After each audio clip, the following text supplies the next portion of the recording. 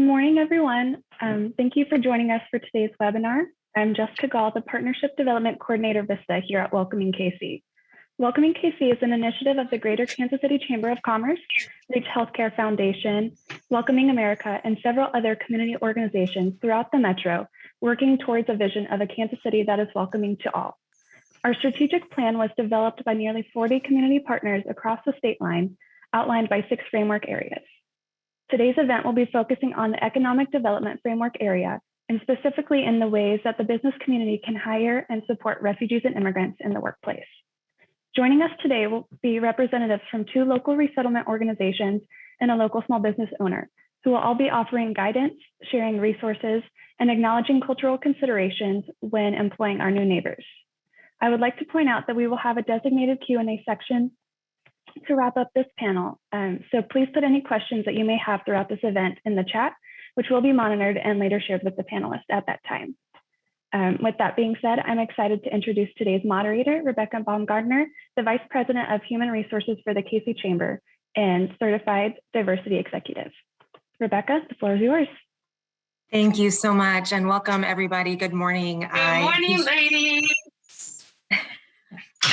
Good morning. I appreciate everybody taking the time today. If you could really quick, if everybody could go on mute, that would be fantastic so that we can really make sure we are hearing and listening to everybody that we have speaking today. I know that we have all heard these statistics, but I really want to make sure that we're highlighting some of these again as well. We're continuing to see a tightening labor market nationwide. Even U.S. Representative Maria Elvira Salazar from Florida recently appeared on a U.S. Chamber Dialogue series regarding these talent wars, and she really highlighted some fascinating data points that I think are very relevant today. Almost 11 million job openings currently nationwide, and only 6.5 million unemployed workers. And that means that if every single unemployed person still found employment, we would still have a huge shortfall of 4.4 million jobs. By 2035, 35% of workers will be immigrants, and that currently 1 out of 5 businesses started in the US are created by immigrants and or refugees. And I think this really underlines the enormous value immigrants have in our economy. Here in the KC Metro, we're seeing some of the same trend of numbers. We currently have an unemployment rate of 3.4% compared to the national average of 3.9 as of December. And there were over 1 million job openings in Kansas City, Missouri alone. So there really is a need for us to expand and get creative and really look at what untapped talent we have here, starting with our current refugees that we have coming in. I am pleased today to be joined, as mentioned before, by some amazing panelists from resettlement agencies and a small business who has learned how to tap that resource. We're going to learn a little bit more today about how other employers can harness the talent of these refugees to help combat some of our staffing shortages. So with that being said, I'm going to allow each panelist to introduce themselves. We will start with Amy from the Jewish Vocational Services of Kansas. Hi, I'm Amy Hammerly. I work for Jewish Vocational Service, JVS, in Kansas City, Missouri. We're located just off the Paseo, 47th and Paseo.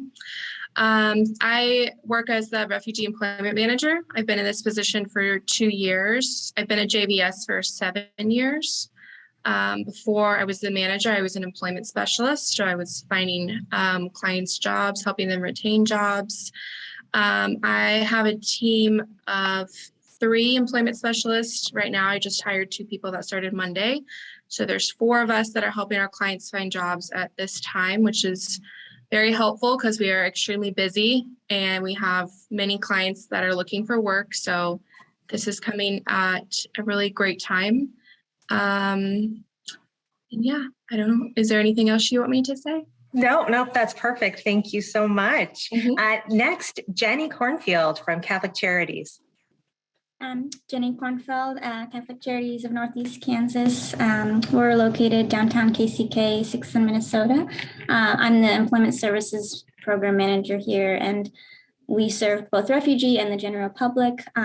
I've been here about 7 years, and as Amy, I started as a refugee employment specialist. So that's where most of my experience is here. And we serve individuals, not only in Wyandotte County, but also in Johnson County, as far as Lawrence and Topeka and Manhattan as well. So. Thank you so much, Jenny. And last but not least, John Pryor from Madison Stitch. Hi, my name is John Pryor. I am here because I'm the owner of Madison Flitch and Madison Stitch. Madison Flitch was my furniture and wood art gallery company, which opened about 2 months before the pandemic, which forced us to pivot to making fabric style face masks, which really blew up in the market. So we reached out to groups like Catholic Charities and JVS to find employment help. And about 75% of our workforce making those face masks during the pandemic were from the refugee or immigrant populations. And I've worked with them and continue to work with them ever since. And I have become quite a bit of an advocate for the process of working with the refugee and immigrant community here in Kansas City. Wonderful. Thank you so much to all of our panelists. I'm really excited, and I know everybody on the call is very excited to hear your expertise and learn today. So to start off, I think it's important for us to acknowledge that, the words great resignation continue to permeate the employment landscape. And, while hospitality, retail, and healthcare industries have been hit the hardest, every single industry is seeing record quit rates. And while job rates are steadily climbing month after month, and over 6 million workers left the workforce since the pandemic started, there's a massive delta in available workers and open jobs. The president and CEO of Upwardly Global, Gina Kraus-Vilmar, which is a nonprofit that helps immigrants and refugees build their careers here in the US, said, the reality is, I think that it's really hard for people to realize we've got a lot of talent already in the United States, and we're just not tapping into it because it doesn't present itself in a way that we're used to. And I thought that was really telling, and I would love to explore that a little bit more, especially with our resettlement agencies. So I will pose this question to everybody. What qualities have you found that refugees and immigrants have that really make them an asset to Kansas City workers?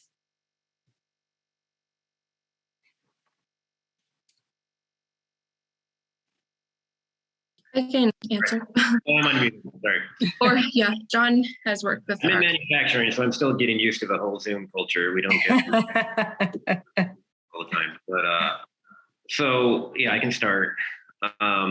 I think for us, what we realized is kind of just what we just experienced is that a lot of the local or native workforce is more used to the digital or knowledge economy, whatever you want to call it. Mm-hmm.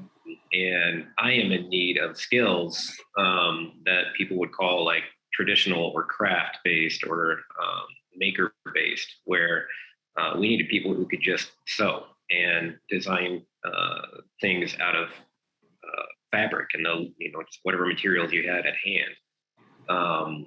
And the refugee and immigrant workforce were just very, very resourceful.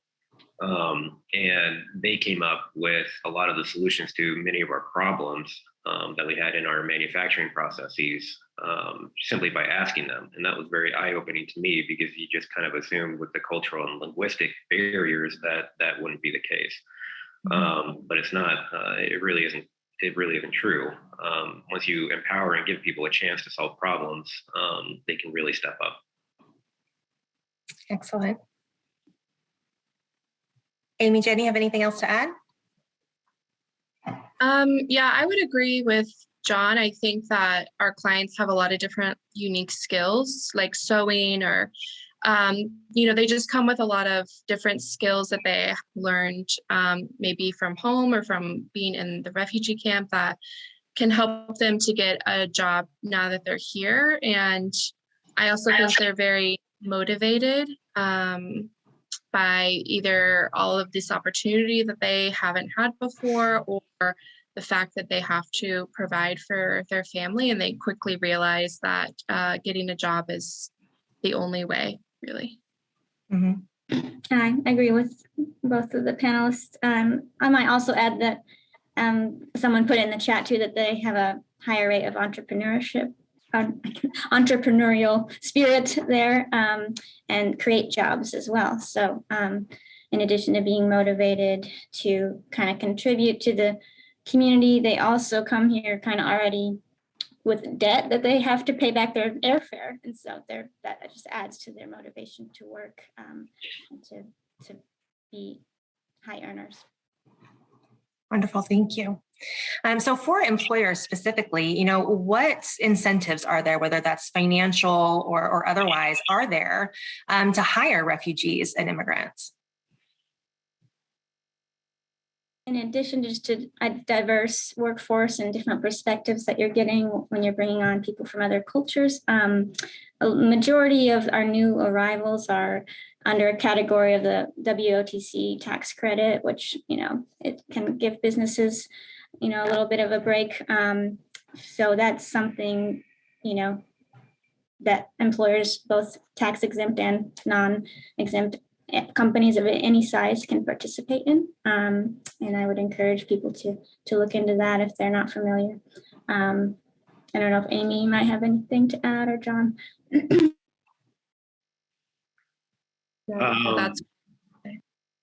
Yeah, no, I mean, all I would say is I was actually unaware of some of the tax credits and incentives when I first started hiring the refugees and immigrants, and it just kind of highlighted the need to have these kind of conversations and resources that we're having today, and broader awareness in the business community around, just who's out there and what resources are available is pretty critical. Yeah, the one of the target, it's not a refugee specific tax credit like I mentioned, but most refugees receive food stamp and or cash assistance through the state. And so that's one of the target groups that qualifies for that. Mm-hmm. I remember as we were prepping for this panel, somebody had also mentioned that there is an opportunity for some subsidized wages in some instances. Might speak to that. So Catholic Charities specifically received a grant this year that is through the State Office for Refugee in Wichita that will allow us to identify a few employers to partner with. And we would, through the state of Kansas Office for Refugee, we would subsidize the wages for the clients that we place with that employer, to incentivize them to hire individuals that maybe have more barriers to employment, or maybe they have not ever worked with a refugee before and they're kind of just wanting to start out and see how that process works. So we have not officially launched this program yet, but we're in the works, and I'm hoping, to identify a few companies within the metro that would want to participate. Wonderful, that's excellent. So I think a big question that many employers have, especially I think those on the call now, how do I even begin to recruit workers from these populations? It kind of seems like a big task. And I think, obviously the biggest resource we have locally are, Amy and Jenny here on the call. But how can businesses successfully engage these resettlement organizations to tap into this hiring pool? I think just by reaching out to us, honestly, like the way that I contact employers is just emailing or calling or texting. I like to have a good relationship with employers and keep a relationship for a while. It's really important to us to make sure the employer gets what they want as well. And I mean, I've been working with some employers since I started day one, and I'm still working with them today. And so we want long-lasting relationships that we can rely on an employer and just reach out and see what they have available, or see if they have a specific position for a client available at that time. So yeah, I would say just emailing, calling, and there's also another resettlement agency in Kansas City. It's called Della Lamb. They're a smaller agency. They're not as big as JVS or serve as many clients, but they also have client population and do placement as well. Mm-hmm. Yeah, I agree with Amy. Kind of just reach out to our program, or even just to Catholic Charities. Someone will connect you to us, and we've had employers even just stop by and hand a business card or a flyer, and I'll call them back. And if attending job fairs, connecting with as many companies as we can. We like to have as many diverse options for placement as we can, so we can give clients choices when possible. But yeah, we're always happy to talk to new companies and to explore what your needs are, and kind of serve as that screener for you, kind of as almost like a staffing agency would. We're functioning in a similar way. Good. Is there anything you would recommend to employers before they reach out to you? As far as what to expect, maybe what information they should have, or understanding what their objectives are?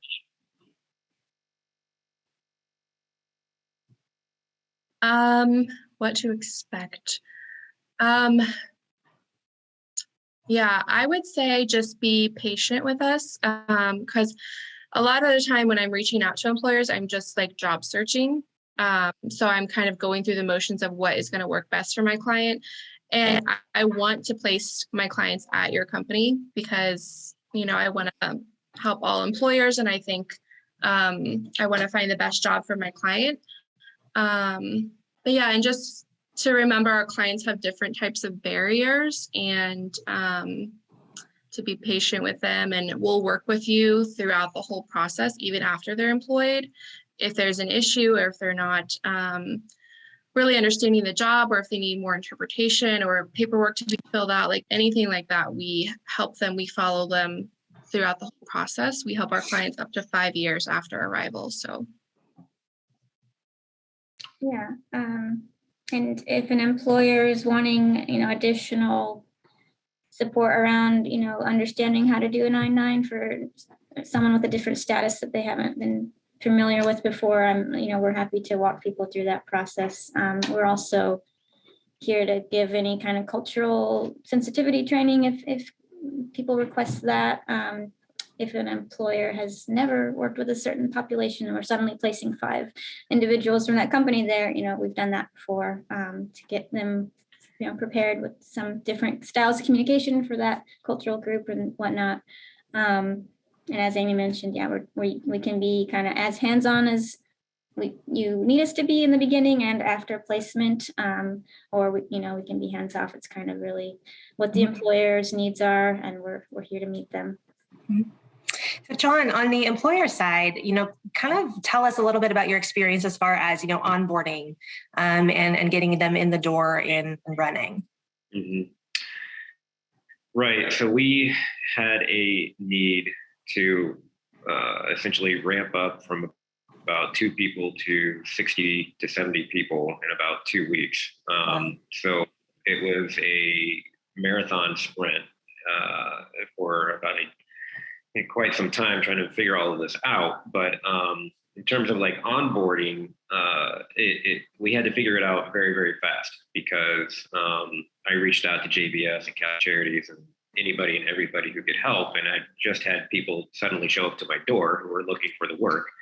So we had to be able to give them what we called stitch kits, meaning sewing kits, with clear instructions, with pictures, that didn't require any kind of language. We would show them a video of how to do the work at home. We also had a team of about 12 people who were working on site in the studio. And we had a lot of internal practices to try to figure out the language barrier. We would find one person who could speak English the best. They would translate. We would use a lot of sign language. We would use video. There were a lot of things like that that we just sort of had to hustle through in order to figure out some of the cultural and language barriers. But because of that, we formed a pretty good team bond that allowed us to kind of work through any kind of problems that may have come up in the course of work.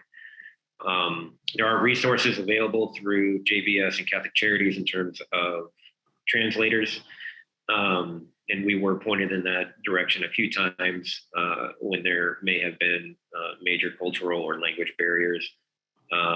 They do cost a little bit of money, and I think we decided in the end that we didn't want to have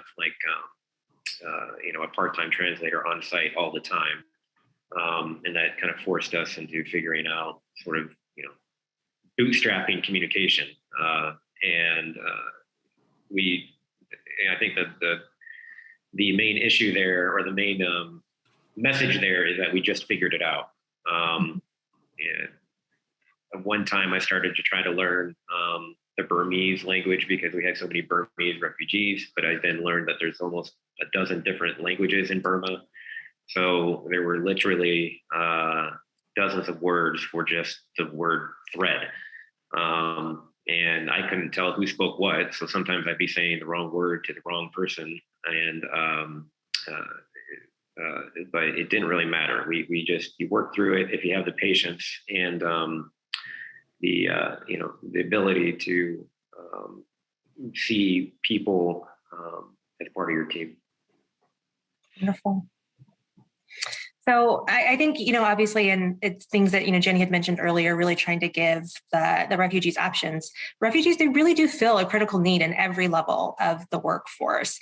The National Skills Coalition estimates that about half of the job openings expected over the coming decade will fall into that middle skills category, jobs that require training beyond high school, but not necessarily a 4-year college degree.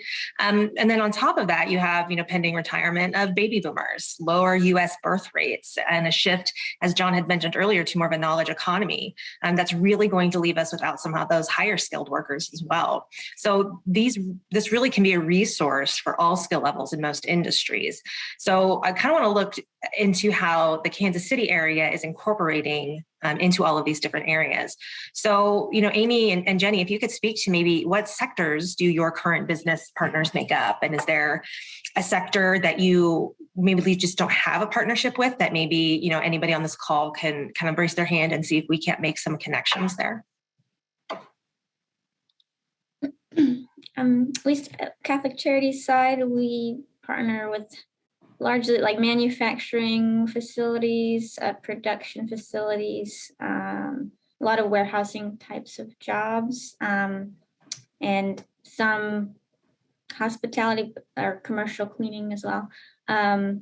We have had individuals that come with like a finance background, and we've slowly kind of started partnering with one bank so far, but we'd like to have a wider range of partners in that field specifically, as well as we've had some individuals with kind of a civil engineering background, and that's I think a high demand industry, but we have had a hard time kind of tapping into that as well. Yeah, I would say it's the same for JVS. Manufacturing is really big. We work with a lot of car part manufacturers and just different other product manufacturers. Hospitality, we work with a lot of hotels downtown because our clients live in a really good location on the northeast side, so they can take one bus to get downtown, and there's lots of hotels and restaurants. Meat processing facilities, a lot of our clients go to St. Joe and work at Triumph, or there's a beef processing facility in St. Joe, or Tyson is in southern Missouri. A lot of our clients have gone down there. They pay really well. Yeah, commercial cleaning, like Jenny said, house cleaning. But yeah, a lot of our clients recently have more like engineering type of skills. And I've had a client get hired in a position recently, but a lot of them are civil engineers. And so they're looking for those types of jobs. A lot of our clients want to do like CNA type of work or home health care. We really don't have a company that we work with or like a training that we work with for a CNA or something like that. So that might be an opportunity. Yeah, no, absolutely. The nursing shortage is definitely something that, we can look to explore, because I think that would be a great way to try and help fill that skill gap. And I think it's also interesting. And, when you think of refugees and immigrants coming in, you do think of, some of these more skilled laborers, but, there are many people who are fleeing their home countries, and they have very strong credentials and they have degrees, and they may not always be able to bring the paperwork with them, but they have that skill experience. And so really making making sure that, businesses and employers everywhere understand that these can fill a much higher skilled and specialized workforce as well. One question that had come up is, specifically for Amy and Jenny, do we have a list of countries where these refugees are coming from and maybe examples of the languages that they would be speaking? Yeah, I think it's probably similar both sides of state line, but primarily right now in this current fiscal year, we've been, of course, seeing a large number of Afghan individuals that speak Dari or Pashto. And then we have a large Congolese population from the Democratic Republic of Congo speaking Swahili and Kinyarwanda. In addition to that, there's Burmese clients still coming in, new arrivals, speaking a variety of languages, as John mentioned, a lot of dialects of Chin. And then we have kind of just some one-off like Sudanese clients that speak Arabic and a small Vietnamese population. So I don't know if I'm leaving anyone out of that group. But that's kind of what we've seen this fiscal year so far. Yeah, it's basically the same for JVS. We've had quite a few Sudanese families, and they speak Arabic and then kind of like a tribal language. Excellent. And just to highlight a comment in the chat from Dan Reese, he's working with 2 Afghan military pilots, and they're meeting with the FAA to review their flight certification. Again, I think this is just a great example of ways that we need to expand our thinking on what skills and job levels that these refugees and immigrants can fill for us here in the Kansas City area. And so I know John had kind of alluded to this before, but in a perfect world, there would be little to no learning curve once an employee joins the workforce. But that's not realistic, especially with the cultural barriers, language barriers. But how can we mitigate these? So you had kind of talked a little bit, John, about how you started to overcome that language barrier. But was there any best practice that you feel that you can share with other employers on how to get started on that road? Well, I think for us, what we did and what we continue to do is to make try to provide training materials that kind of function like an IKEA construction manual. And then when you buy an IKEA piece of furniture, it's just pictures. Yeah. We try to do that with almost everything we do in terms of process and manufacturing any of our products. Short of that, we just always rely on visual demos, either through video or on-site demonstrations of the work that need to be completed. And then in terms of questions and problem solving that would come up just in the normal course of business, we would always have like a point person, which was normally me, try to communicate the problems through the basic sign language that I kind of mentioned earlier. But we often found that if all of that broke down, we would rely on translators, and that kind of became critical. If you can't find a translator, then the JVS and Catholic Charity groups will provide one. But we found them through somebody had a friend of a friend or a family member or something like that, and you just give them a quick call and they're over the phone or FaceTime or whatever it may be. And that resolved some of the problems. But I think also for us, it just, for me, I didn't know anything about sewing. I didn't know anything about making face masks. I didn't know anything about working with immigrants, refugees, or language barriers. So I was completely reliant on other people to help me accomplish our goals. And so that's where we really relied on folks and organizations like JVS, Catholic Charities. People from Rightfully Sewn was another organization we relied on. So one of the first things that is really important to do is just to reach out to your network, especially your industrial network, and just see what people know and what kind of resources they have available. Mm-hmm.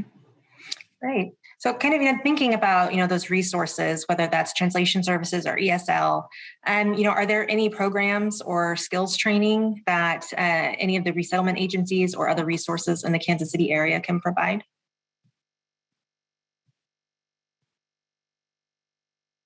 So we do help our clients get enrolled in ESL when they first arrive. There's a lot of different organizations that do ESL classes, and some are online now, which is helpful. So we make sure all of our clients are enrolled in ESL classes if they need it. And then we go through an employment orientation before they start work, and basically kind of explain what it's like to work in the United States as best we can. They're going to learn more when they start working, but we're going to just let them know what to expect, to be on time, to give notice, all of those basic things. We used to teach a job readiness class a few years ago. We kind of stopped doing that when our numbers went down, but it's something that we could start up again. And that was like a 2-week course kind of that went over everything about working and getting a job. Yeah, we have in-house ESL programming. Well, right now our instructor he resigned, but we normally offer classes here for ESL. But we also, I know of like a couple companies in the KCK area that have partnered with the local Chamber of Commerce and the Kansas City, Kansas Community College to offer on-site ESL at their companies through a grant. And so that's always, something that when clients start working, they kind of maybe lose access to continuing their ESL education and maybe their skills plateau. So we're trying to kind of break that cycle and have folks continue to improve their English skills once placed in employment, so they can kind of advance from entry level to maybe a shift lead or something like that. And then we're also developing a vocational ESL program at Catholic Charities. That's kind of part of the subsidized employment program. And so once we identify those employers and what industry it is, it'll be kind of tailored to those types of jobs with specialized vocabulary. And I might just backtrack a little bit, in general, and when we place clients in a job, Catholic Charities takes the cost on for providing interpretation for, orientation or training up to usually 4 hours at a time and kind of ongoing as needed.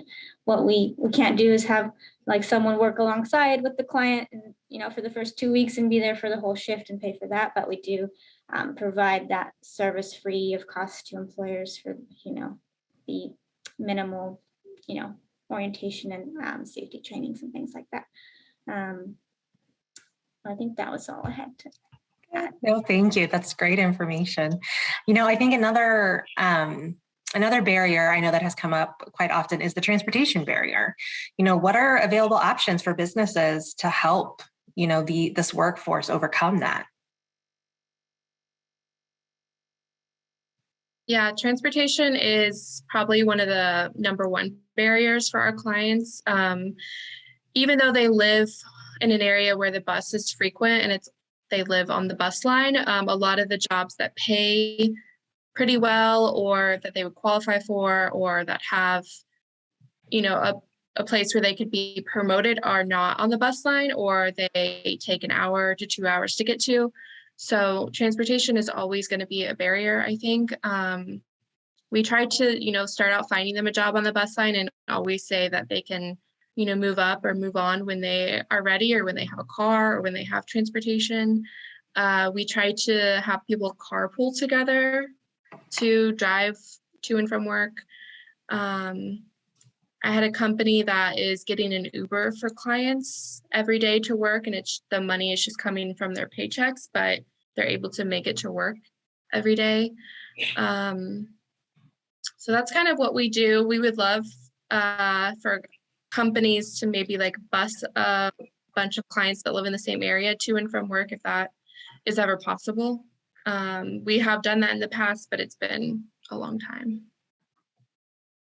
Pretty similar on the Kansas side. And we have clients, working across the state line as well. And so, yeah, the public transportation connecting people from Wyandotte County to Jackson County or Johnson County is not ideal. We have funding to pay for driving school. So a lot of our clients are getting their licenses quickly right now, which is a good thing. And you kind of, like Amy said, at first we'll find a job on the bus route or with a carpool of, the existing pool of clients that have been here longer, up to 5 years. We're still working with those people and connecting them to the new arrivals. But, once they get their license and once they're working for 2 months, they can enroll in a program called IDA. It's an individual development account, which kind of is matching dollar to dollar for individuals to save up to buy a car, up to $4,000 for an individual or $8,000 for a family. The other items you can buy in that program are, a house or go to school or start a business. But most folks use it to purchase a vehicle, as it's pretty necessary to get around Kansas City. I second what Amy said. We've worked with companies that have provided transportation and just kind of deducted that fee directly from payroll for the clients, and that's been effective. Or we'll have a company, maybe they have a vehicle that they're lending out, and one of our licensed individuals is driving that and picking other people up. So we're always wanting to explore more and more options like that, or like Amy mentioned, maybe the company kind of taking on the organizational piece of, ordering the Uber, or there are van pool companies like Enterprise that plans whole routes for companies. And there's a cost to that, but, employees would be paying into it as well. So those are always trying to figure out the puzzle. John, have you experienced any of these barriers? And if so, how have you been able to help mitigate that? Yeah, transportation is probably the worst problem in the city for the workforce. What we did, we really didn't offer much ourselves. We just helped organize carpools, and they largely kind of self-managed that themselves. With 60 people working for us, one person in their community might have a car or transportation, and they would just kind of carpool in. We didn't we didn't really have time to consider managing transportation at the time. And now the 2 employees who work for us do have cars. Great. So with transportation, language, what about the technology barrier? I can imagine that in a lot of organizations is something that needs to be considered as well. Is that something that has come up? So for us, in our experience, there was kind of a digital blocker with all the different kinds of apps and communication tools that we used through our phones, mostly, and just even basic things like how do we best compensate? Like, what are the methods that we compensate people with? And we mostly moved to digital transfers through Venmo or currency apps, whatever they're called. But that required me to essentially give a training to everybody who how to use their app, how to download it, how to set up their bank account. At first I was like, gosh, why do I have to do this? And then, but what it comes down to is, I worked, my previous career was in corporate, but we would always have, okay, we're transitioning to this new system, this new technology, whatever it may be, and you just had training sessions with your teams and big meetings, and it was really just the same kind of thing. You just sit down with your employees and work with them to figure out how to onboard them with the digital problems. The big challenge for us is people who want to work from home. Things like Slack or these sort of workforce management tools are very unfamiliar to them. So literally, we have to just sometimes call them on the phone and spend time that way to be able to maximize their work.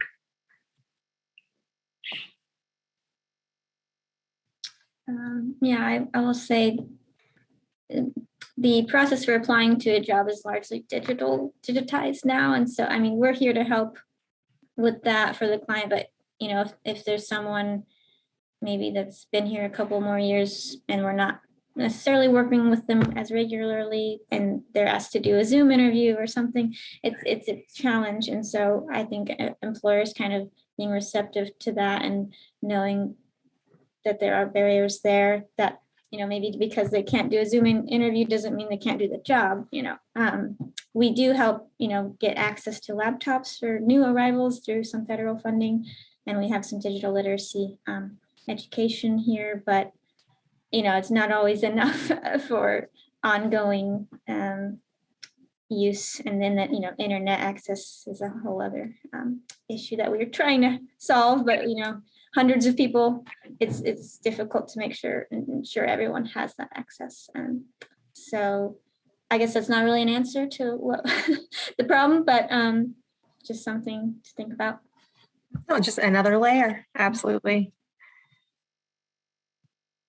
Yeah, and it's the same for our clients. I think it's different for each client. There are some clients that are very computer literate and they know technology and they don't ever need my help. They can do applications themselves, paperwork, they're good on their own. And then there's other clients that need more help with computer related things like doing paperwork or doing an application, or if an employer suggests a phone interview or like a Zoom interview, I'll say, well, I'd like to be in there with them, or I'd like an interpreter to be in there with them, or maybe face-to-face is better. And then during the pandemic, when we weren't meeting with clients, we provided like iPads and laptops so that we could teach community orientation classes to our clients. And and like I said, ESL is online so they have that option as well. Great.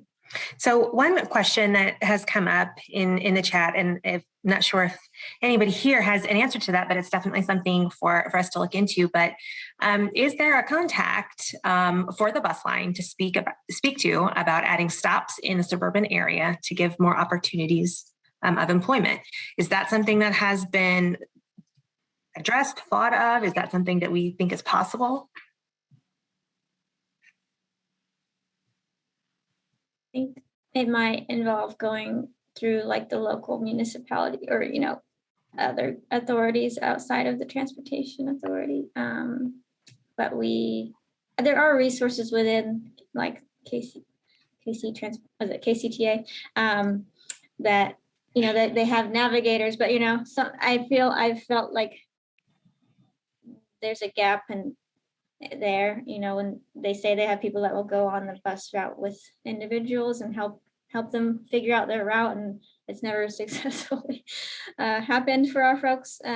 So I do think, maybe larger or entities outside of Catholic Charities, JVS, like chambers of commerce, if they're with us in this effort to push for more stops, more diverse locations of stops, more routes. That's something I would like to explore. I know there's micro transit that there's another link here. Micro vans that kind of go in between bus stops, but we've had issues kind of figuring out those. Sometimes they show up, sometimes they don't. So always looking to, if anyone has suggestions on how to improve that system, I'm open ears.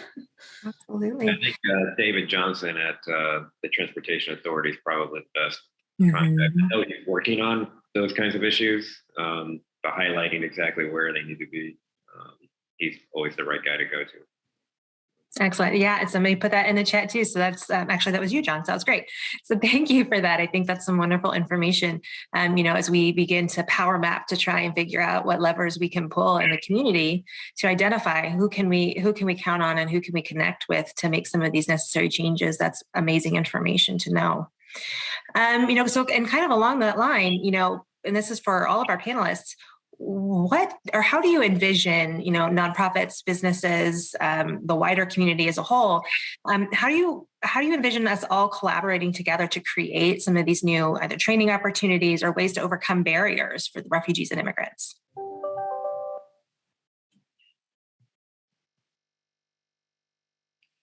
I think for me, as a business owner, being connected to the Chamber of Commerce first is key to building the network, and then joining and helping with the organization Welcoming KC is kind of the second step part of that.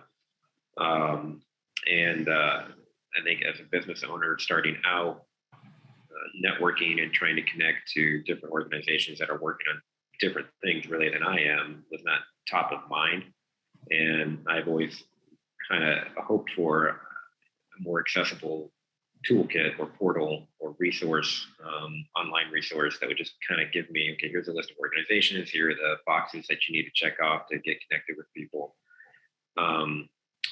Joining the Chamber of Commerce is kind of the closest thing to that kind of resource, as well as KC Resource Link, I think it's called. But in terms of like how collaborating is just discovering who's out there and how what we're doing and just seeing how we can link up.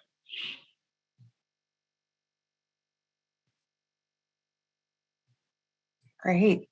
I think, I just want to highlight a couple more. There was an article in the Kansas City Star not too long ago that had a few additional resources that I just want to make sure that we're highlighting. The Kansas City Public Library's Refugee and Immigration Services and Empowerment Program is one that helps individuals not fluent in English overcome some of those language barriers. They're actually part of Welcoming KC. We are doing some work here at the Kansas City Chamber of Commerce with them as well. So that's always been a really great resource. Global FC is a nonprofit that works with some of our resettlement agencies here. And they offer some of these language and academic tutoring to the kids whose education has been disrupted. And they also have soccer and mentoring programs. So again, just another way that some of these resources can help holistically. And then Money Smart Kansas City is a local organization that promotes financial capability and economic mobility, offering some multilingual finance courses for adults, as well as a couple of other ways to help them feel a little bit more integrated in the community. Because people really are more likely to succeed economically and socially in a community where they're welcomed and valued as residents and in all aspects of their lives. So while here we really are talking about employment, which is a huge factor in somebody's stability and well-being, really making sure that the whole integration into the community is important as well. So I just wanted to highlight a couple of those resources. And if there are any others out there, that would be fantastic if we can share and find a way to make sure that everybody is collaborating together. Kind of along that line too, research has shown that once a refugee lands their first job, they tend to be extremely loyal to their employer, right? The Fiscal Policy Institute's data found that turnover rates in refugee employers are lower across all industries, sometimes even by half or more. And I think this really highlights the importance of creating that sense of inclusion and belonging by educating and supporting not only these new employees, but the existing workforce as well to be more culturally responsive and competent. So what are some ways that businesses can do this, can take those steps to create that welcoming workplace?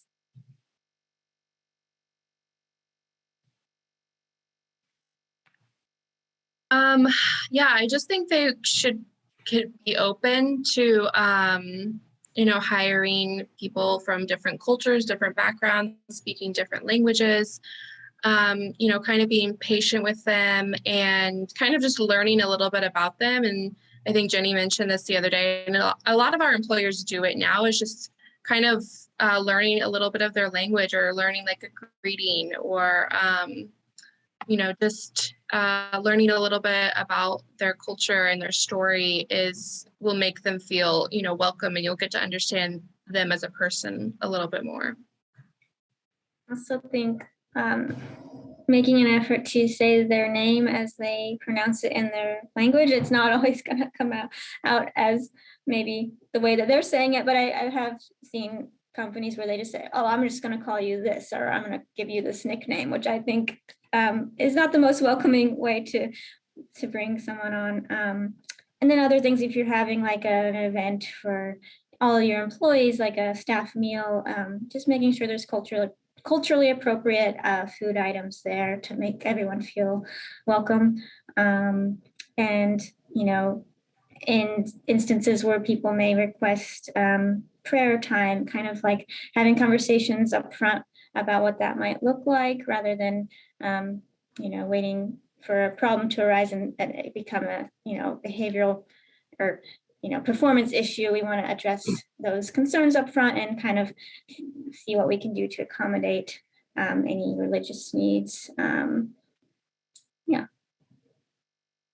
For us, food was the great equalizer. We always had team meals, and we'd always ask what people wanted, but kind of evolved into, you know, we might get Kansas City barbecue, and maybe somebody never had the barbecue before, but they would try it and they'd enjoyed it. And they're like, oh, okay, this is a great, you know, local cultural experience.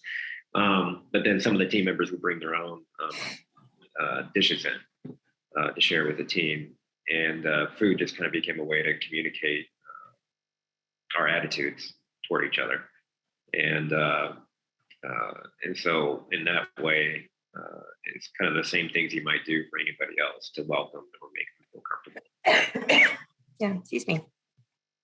Well, and, you know, also thinking about, you know, what are the best ways to prep a workforce in advance of, you know, refugees and immigrants coming in? What are some of the ways that we can, you know, really kind of set the stage for a more inclusive onboarding?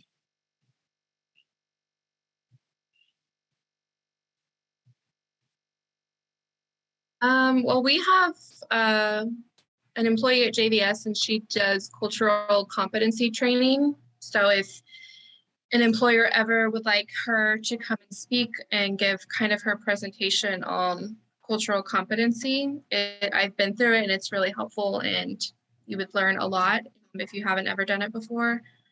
Yeah, I think that's what JVS can provide. And any questions I will answer as well.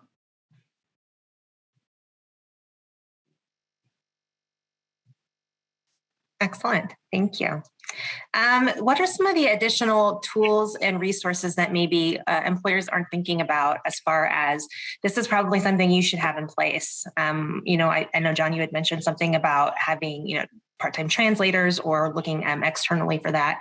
You know, what are some of those things that maybe we're not thinking about that would be helpful in making this a smooth transition?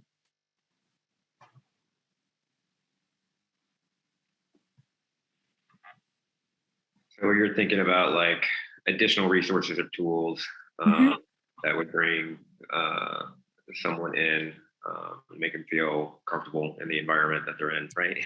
Yeah, or make them more successful, right? Like when you think about, you know, the ADA, you know, there are things you have to do to make the workplace accessible for them. So what is that correlation here? Right. I guess I'll relate just some of our experience, and we can kind of draw lessons from whatever you know, our experience was. So out of our face mask project, because of the talent we witnessed and the attitudes that were there and the work ethic as well, we launched the new company Madison Stitch, which makes handbags. And Ka Na, one of our Burmese refugees, just recently became an American citizen. She recently has started taking classes on bag design and industrial sewing techniques and things like that. And in terms of a welcoming kind of onboarding, how do we make them successful? To some degree, it's the same thing you would do with any employee to make them successful. You invest in their professional development. We try to provide any kind of educational resources to them. And the only hang-ups there are the kind of same things we already talked about: language, transportation, and so on. But it's just like with any other employee, you just have to figure out what the pain points are and then find a resolution. I mean, from my point of view, everybody has a pain point. Everybody has a blocker. Everybody has a challenge that they have to deal with. And you just got to work with them as a leader to try to remove those roadblocks. And so Ka has really kind of become the backbone of the company, and has actually even become a leader because her construction skills are so good, largely because of some of the professional development that she's engaged in. So she's able to teach some of our people with actual degrees in fashion design. And so her success story just kind of illustrates that, you know, we don't have to blow up the problem bigger than what it is. These are, you know, they're I hate to say this, but like they're people. They're just like anybody else, and they need resources and professional training and education, just like someone who you know, grew up here and goes back 5 generations. It's just some of the barriers are a little bit different, but there's still barriers that just need to be removed, just like you have with any other employee. Great. No, and I think that's really a great way to highlight it. I mean, these are people. These are just new employees coming in. They need a little bit more support, but you treat them just like your regular employees. Get to know them, understand what those pain points are, as you said, and really, really try and mitigate that and make them as successful as possible. Mm-hmm. So that's a wonderful success story. I think that is really amazing and highlights the value and how by embracing immigrants and refugees and being flexible and agile as a company, that it can take you to new places that you didn't think possible, right? And it can really help expand your business. Amy, Jenny, do you have any success stories of, you know, clients or employees that you'd like to share?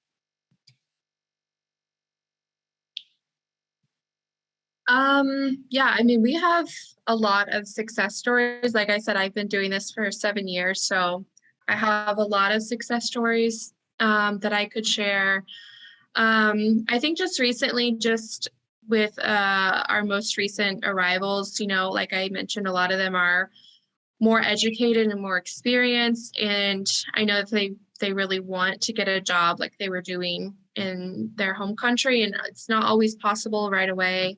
But we've had a couple clients get engineering jobs right away, which has been really cool to see that they can just do what they've always done, and they're making really great money, which is awesome.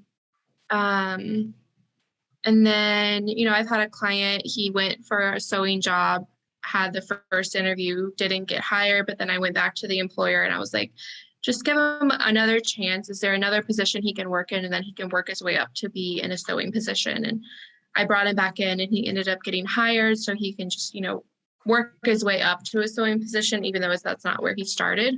And so that's kind of a couple of the most recent successes for me. Yeah, I think even within my own organization at Catholic Charities, we are an employer, and we've hired some of my former clients in roles that help support our refugee programming. And so, you know, one individual who I had, you know, his first job I helped him get was at Walmart, and, you know, now he's serving our team and helping in this time of crisis where he can serve his community. And I think that's really empowering. Another client, you know, that came here with sewing skills, went through the Rightfully Sewn education program, now owns and operates her own business down the street from us and hires other refugees to work and kind of trains them in that skill. So yeah, I think there's all kinds of success stories over the years, but those are just two that come to mind. Wonderful. So there's been a few more questions that have come in from the chat. And if anybody else has any other thoughts, comments, questions, anything you want to share, please send those in. Are there any local resources, or are there in-house services within our resettlement agencies that address healthcare needs and overall wellness? And again, this kind of goes to more of that holistic care for the refugees and immigrants coming in. I know that we in-house have like a refugee health promotion it's like a series of classes that kind of helps people navigate the healthcare system. And we've partnered with KU to do a few interactive things and bring clients on site there to kind of explore and discuss what healthcare looks like in the US, I guess. And we also have a benefits coordinator here that specifically serves people that are on refugee medical assistance, which is kind of its own version of Medicaid for individuals without children. I think there's a lot more that can be done. We partner with like the community health workers in Wyandotte County as well, that speak some of the languages that of those that we serve. But it's a lot to learn for sure. Yeah, and for JVS, we have a whole program that is just health coordination. So every new arrival goes through health registration with Samuel Rogers, which is located in the Northeast. And we make sure all of their immunizations are up to date. If they have any urgent medical needs or if they're pregnant, we help them through that process, get the appointments started. We teach them health and hygiene is what we call it. Just, we give them first aid kits and any hygiene products that they need. We also partner with Happy Bottoms, which is the local diaper bank, to provide diapers every month and giving the basics to provide the basics. And then we also, for mental health, we have a social work department, a whole department with social workers that are there to help our clients with more kind of urgent needs. We also have a youth program that is just specifically for youth. We have youth therapists that help any youth that need a little bit extra help. And then we also have adult therapy. So we have a lot of resources. Samuel Rogers is a really great community partner that we lean into a lot. And they do health registration every Friday at JBS. And we also partner with University Health for appointments with our clients. So there's a lot of resources, and that's one of the responsibilities that we have as a resettlement agency, is to make sure we cover their health for the first 90 days, really. Mm-hmm.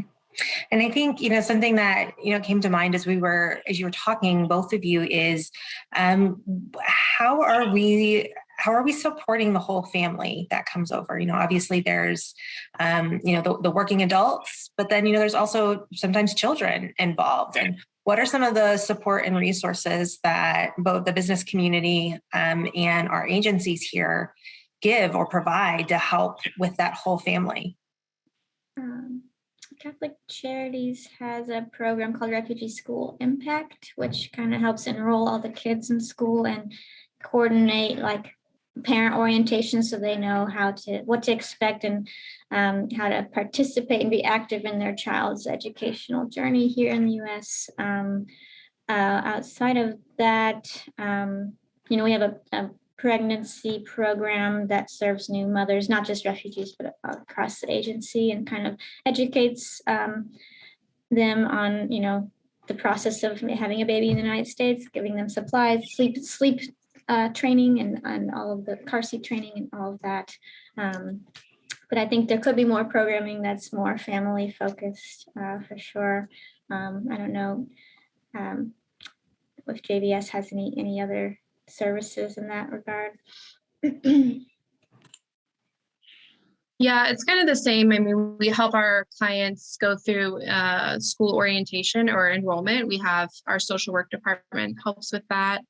And they also teach education orientation for parents so that they know kind of what is going to happen and what school is like. And then, like I said, we have therapy services. We do teach community orientation classes, which is a requirement. So we go over the laws of the United States, bills and budgeting, health and hygiene. So there's a lot of stuff we have to cover as an agency that we're required to. We have to find them housing and employment and, sign them up for benefits. So, I mean, anything you can think of to get someone started is kind of what we do. So thinking about the the refugees that are coming in that we're helping and getting settled in. What does the makeup of that look like? Are they mainly women, men? What age ranges are we seeing the most of coming in?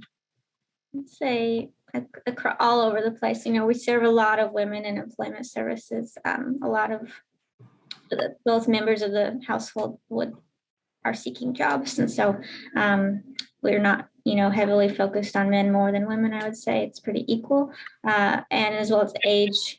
We can't serve individuals in my program if they're enrolled in a K through 12 program. So but 18 and 16 maybe and older, we can if they're out of high school, and up to there's adults in their 60s that are still looking for work. Maybe they haven't been approved for SSI yet, and they have no choice. So we see it all kind of.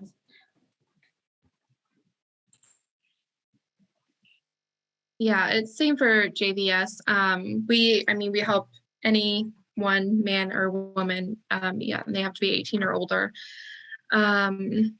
I think right now we're seeing so many large families with so many little kids that the men are primarily working, and that's kind of been their decision. So that's kind of what we're seeing right now. But usually we help the man and woman.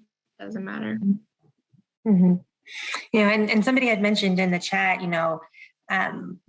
do we have any information on, daycare workplace employment needs? As you had mentioned, Amy, we have, the mothers who are having to stay home and take care for the kids. This could be just another resource or thing to look into to help with some additional job opportunities for that family.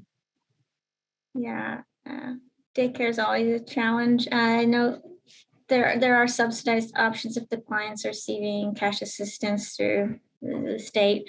There's also a program that certifies women to do at-home daycare, which so one of our Congolese women just got approved for that, and so she's serving her community in that way. It's a process, but that's something that we would like to see more women explore, and to be able to offer that service, make income, but also support their community. I've also worked with a couple daycares that to place people in jobs, but they can bring their child to the workplace and have a discount to have that daycare service. So great. I think just to kind of refine one of the questions we asked earlier, are we finding that we are working with more men or women that are searching for these jobs? Maybe slightly more men, probably. Mm-hmm. Yeah, I would say right now. Yeah. Oh, sorry. So we place the man head of household sometimes first, and then the wife second, to see like what shifts we can do opposite scheduling for them. And a lot of the women are less comfortable driving right away. So like sometimes the husband will get their license first, and then the wife will get her license when he can help her feel like comfortable behind the wheel. And so that's kind of the trend I've been noticing. Yeah. I would say, it's both. I think it depends on the family, and I think culturally it kind of depends on families. Some don't want their wife to work and some are okay with it. So it kind of just depends. But I also make it very clear to clients that we only provide assistance for their, bills for a certain amount of time. So this is how much you're going to be responsible for. So if someone else in your family does have to work, so that way you are able to be self-sufficient, then that's kind of how it is. So we make sure to go over their budget, and so that they know what they're getting into. Great. All right. That was, I think, the last of the questions in Q&A. Give you guys just another minute if you have anything else that you'd like to ask or add. If we could provide just one from each of our panelists, one, like your top reason why this work is important, and why bringing in refugees and immigrants into the workforce is important, not only for the employers, but also just for the Kansas City community as a whole. What would that be?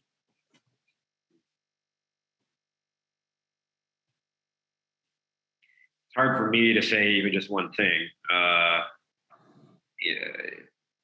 I think we just would not have been able to produce the needed face masks for the community without the incredible work ethic of the refugee and immigrant community. So, boom, right there, there was an extremely practical, almost life-saving help that the community was able to provide through their attitudes and skills and work ethic.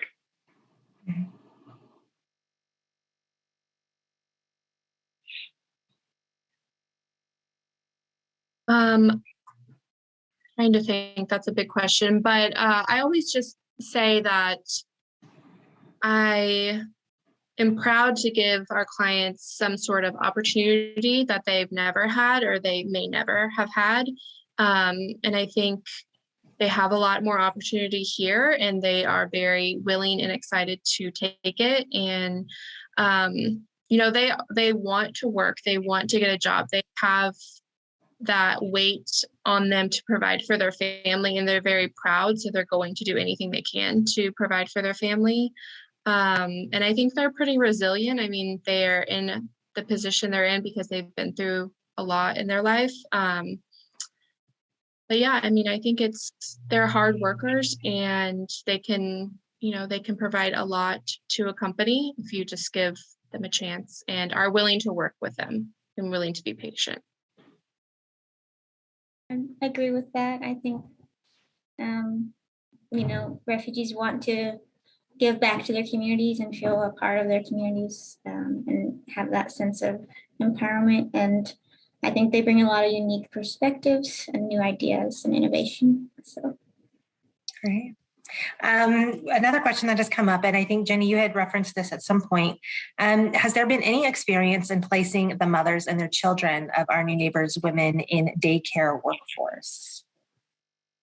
Yeah, we've had a couple women get placed in 2 different daycares that allow them to bring their child or children to work with them. It's typically a lower paying industry, so it has to be, depending on the family size, kind of making sure that suits their budget needs. But that has been something that we've been able to tap into. What about any, counseling for the trauma of having to flee their home country, or any strife that has come from their home country? Similar to JVS, we have at least one social worker on site that is certified to give therapy, and we have kind of focus groups and just support groups, I guess is a better word, for certain cultures, and some for men, some for women, and we have one-on-one therapy as well. So intensive case management as well that goes along with the therapy for individuals that need that extra support. Yeah, same for JVS. Like I said, we have a whole department that's social workers, and that's kind of what they do, is more intensive case needs, and then therapy. We have services. We had a couple groups, like we had a Bhutanese women's knitting group, and they would meet like every Wednesday and just sit and talk and knit. That kind of has stopped, but we've done stuff like that in the past. We've had women's groups, like with all of our most recent arrivals, we've had women's groups, or we just do community orientation for women only. So we kind of try to do stuff like that. And all of our staff, we go through trauma-informed care, so that way we kind of understand a little bit about what trauma they have and kind of how to help them, or how to work with them. Wonderful. Well, thank you so much to all of our fabulous panelists for being here today, for sharing your experience, your stories. I really feel that there's been a lot of value that we have found today. Thank you again. And Jessica, I'm going to pass it back to you.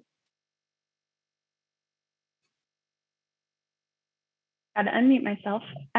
So again, I will just speak on behalf of everyone attending and thank the team here at the KC Chamber and with welcoming KC, and share our appreciation to our panelists today.